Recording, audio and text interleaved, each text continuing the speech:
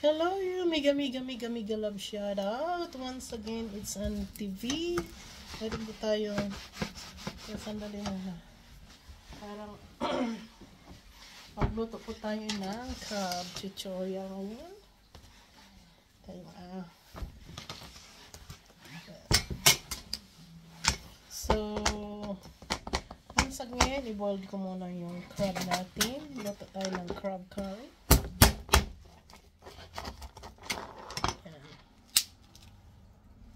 So, tingin natin ng kalahati.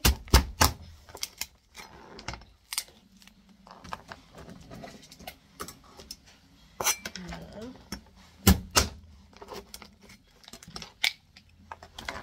Hati ng kalahati.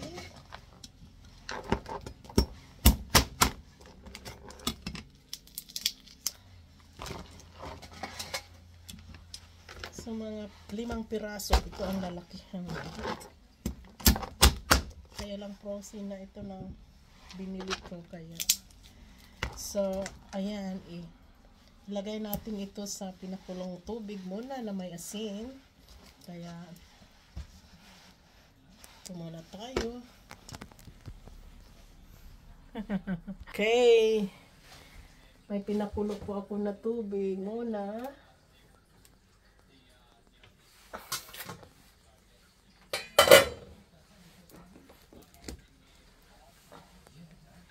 Ayan.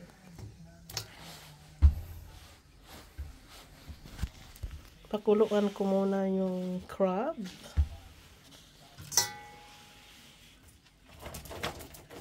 At habang pinapakulo ko ay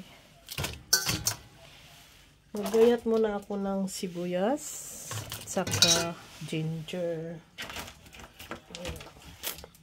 Lutuin ko muna sila. Takpan.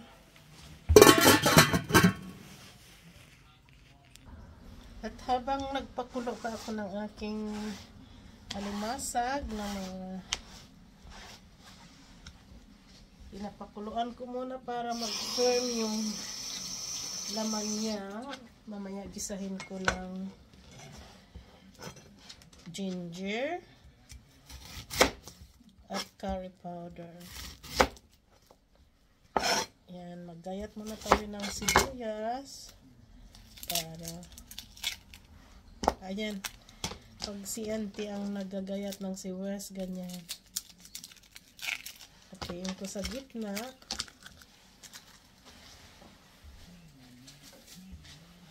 Sandali lang. Okay, kulang yung sibuyas natin. Tama na yan. Okay, isang buong sibuyas.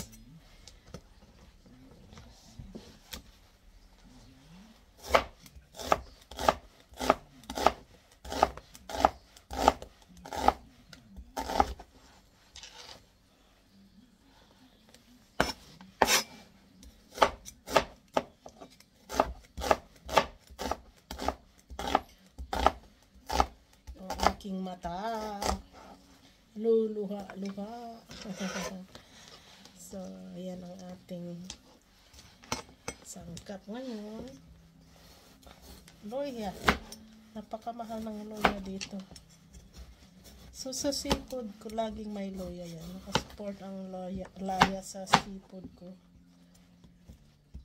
Kahit hindi nabalatan, malinis na ito eh. Ang mahal ng ano dito, ginger. Ayan.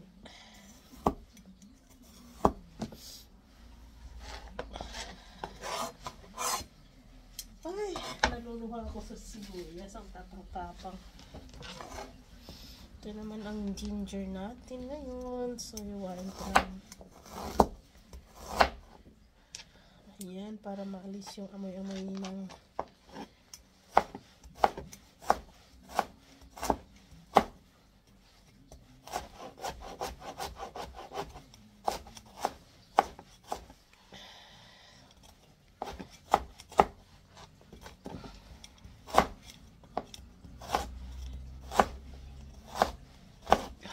mata ko, lumuluha-luha.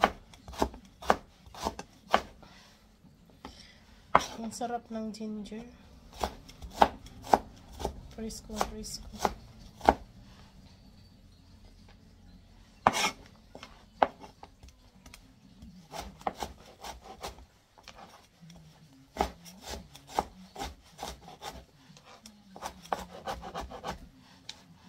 Ayan na, ginger at saka habang naghintay ako ng maluto ang aking crab, ito ay igigisa ko ng curry. So hintay ko pa na kumulo yung aking crab. Ito naman ngayon, ipakita ko sa inyo. So gumawa po ako ng curry powder, signature ko po ito. Hindi ako bumibili ng curry powder. Ako po mismo ang gumagawa. So, ito ang ano. May sarili po akong signature ng aking curry. Jajan! Yan, nakalagay na yan sa container. So, kung gusto kong mag-curry, mayroon akong curry powder. Diba? So, ako po yan ang gumawa.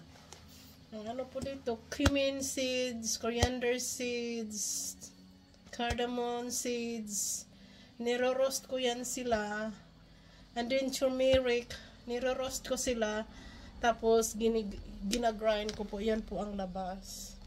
So, yan po ang aking curry powder. Very healthy, herbal lahat yan. So, ngayon, mamaya pag ginisa ko na yung aking pinakulo ang crab, para maglambot siya. Tapos, igisa ko sila ng white curry powder. Mga 2 tablespoon lang. Ayan, nakahanda na. Diba? So, ganyan ako magluto. Ayan ang aking ginger at saka sibuyas. Hindi po ako nagano ng garlic kasi nga allergy yung darling ko ng garlic at saka yung garlic at saka ginger ay magkalaban po yan sila ng amoy. So, inano ko na lang na ang malalasahan natin ay ang ginger sa seafood. Para hindi magiging conflict yung ginger at saka garlic. So, kung kukuha ako ng garlic, then hindi ko lalagyan ng ginger kasi mawawala. Hindi mo alam kung alin ang panglasa mo, ginger ba o masarap kasi pag garlic lang talaga or onions. Masarap din sa akin kung ginger lang talaga at saka sibuyas. So hindi maging complicated po ang amoy at saka lasa. So ayan na ang ano ni auntie ngayon at saka hintayin ko lang yung aking crab na maluto at gisahin ko na ng curry. So, magiging firm po ang laman sa loob at pag inano mo, pag in-stirred up mo, hindi ito mag-sogi. Nasa loob lang siya, very firm. Kaya, hintayin natin kung ano ang kalabasan. Ayan, once again, ito, luto na po yung ating crab. Ayan. Pulang-pula na po siya at iniwan ko po, hindi ko po tinapon yung sabaw nito kasi yun ang pang sabaw ko mamaya. So, ito na ito ay ating igigisa ngayon ng sibuyas at ginger at lagyan natin ng kunting curry. So, magisa na po tayo.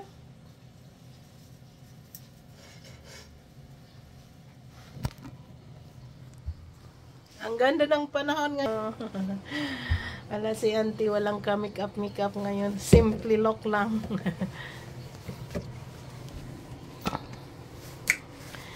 Ayan, ang gandang panahon. Kitang-kita yung city, yung town dito sa backyard. Pero dito na ulit tayo sa kusina ni auntie. Lagyan lang tayo ng oil ng konti. Ito ay olive oil, so ayan, olive oil po siya. Yun ang panggisa ko para tayo healthy pa rin sa mga blood pressure natin. Healthy pa rin tayo. So, yan.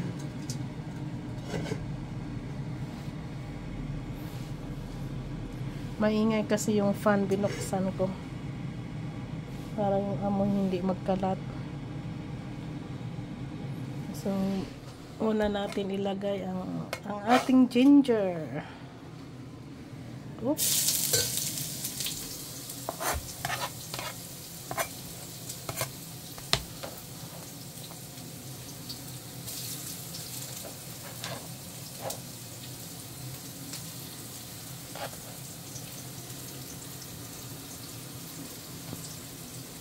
Ayan yung crabby ko, crab at kukuha tayo ng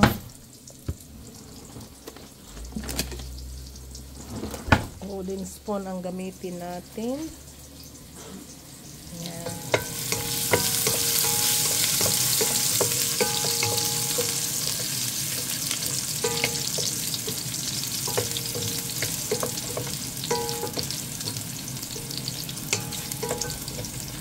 Ayan. Mabango na siya. Tapos lagyan natin ng sibuyas.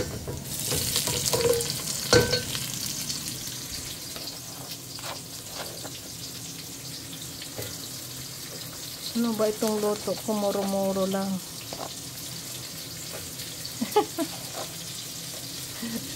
Ayan. Ang bango na, may sibuyas. Yum, yum, yum.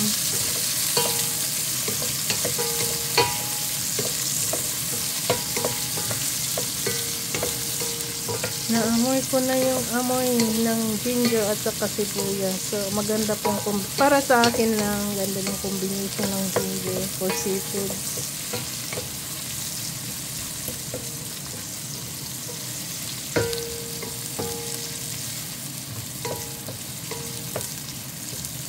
Ayan. So, wala pa akong coconut milk, kaya ang ano ko, substitute ko ngayon ay full cream milk.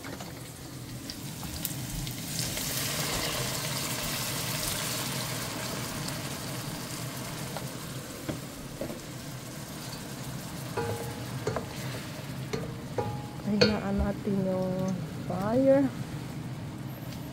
Ayan.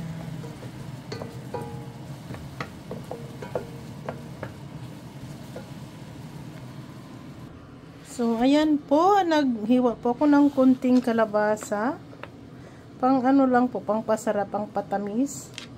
Ayan, ang hiwa ko po ay manipis lang para mulamambot ng ano. Ilagay ko lang po dito sa aking, lalakasan natin ng kunti. Sa aking ano, ginisang sibuyas at saka ginger. Linagyan natin ng kalabasa na kunti. Ayan. Ayan, medyo kumukulo-kulo na yung aking ginisa. May kasamang ano, kalabasa. Ayun. Titimpla po tayo ng salt. So, may salt dito. Ayan natin. Pero depende lang sa inyong panglasa, ha. Ayan, dalawang maliliit na tablespoon o teaspoon yung salt ko. At kuha tayo ng sugar. Lagyan ko na rin ng sugar. Ayan. So, yun muna yung ano natin ngayon. Tapos, balikan natin ang stirred up. O, diba?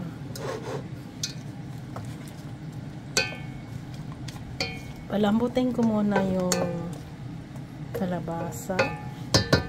Pag lumambot na siya, ilagay ko na yung curry powder ko na ginawa at ang crabs. Ayan, kulong-kulo na yung aking cooking. Lagyan ko ng kunting sabaw ng pinakulo kong crabs. Ayan, kunti lang para may lasa naman. Ayan, kunti lang. Tapos, lalagyan ko ng curry powder. So,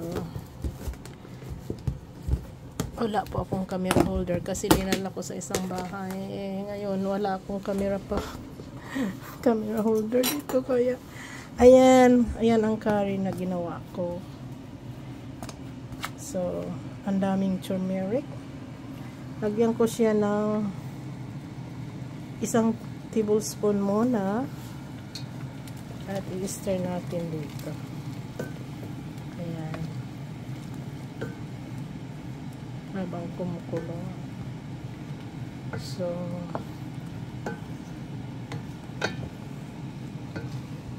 isang tablespoon pa. Ayan. That's enough. Pakuluin natin ito ng pakuluin habang magpalambot ng aking kalabasa. Pero sa palagay ko ang kalabasa ay malambot na. So kulo lang tayo ng kulo. Kulo. At ngayon titikman natin. Kuha tayo ng kutsareta para matikman. Ayan. Pero hindi pa luto gaano ang curry, kaya tikman lang natin sa alat.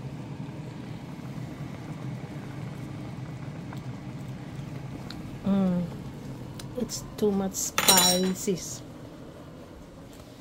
Perfect na yung test. Medyo talagang nangangagat sa anghang. Ayan na. Tama lang yung test, pero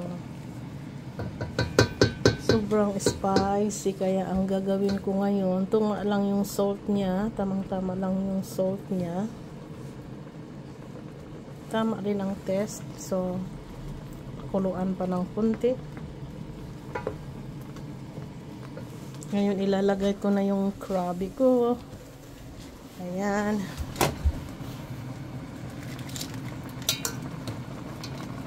Yum, yum, yum, yum.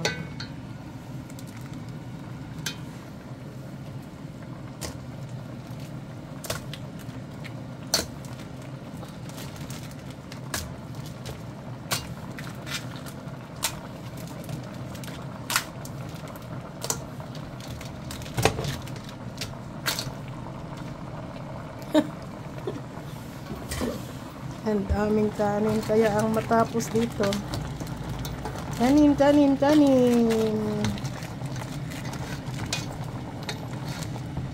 Yan ang ating curry. Crab curry. Very spicy po yan. Yung kalabasa. Kasi yung kalabasa, yung po ang nagpapatamis sa ating juice. Kaya ayan, ang taba pala. Taba pala yung crab na yan. Kahit frozen na yung hindi na masyadong fresco. Yan lang ang nabibili dito, frozen na.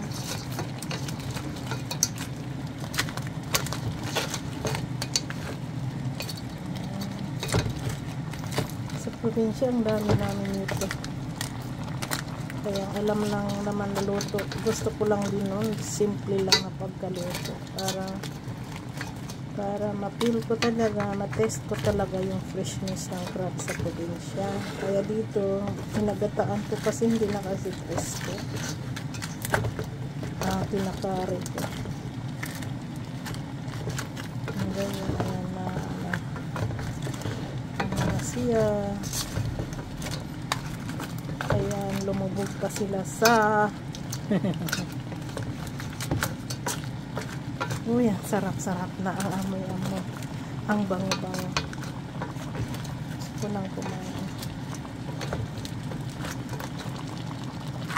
Kaya nakita nyo yung laman, hindi po nadurog buong buo sa loob. Kasi pinakuluan ko muna siya bago ito ginisa. So, yan po ang sikreto natin.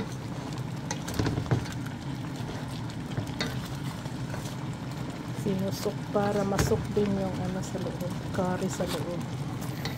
Uy, ang sarap na. Magpakuluan ko lang ng 5 minutes, tatakpan ko at we're done. Thank you very much. Ayan, pwede na yung sabaw sa kanin.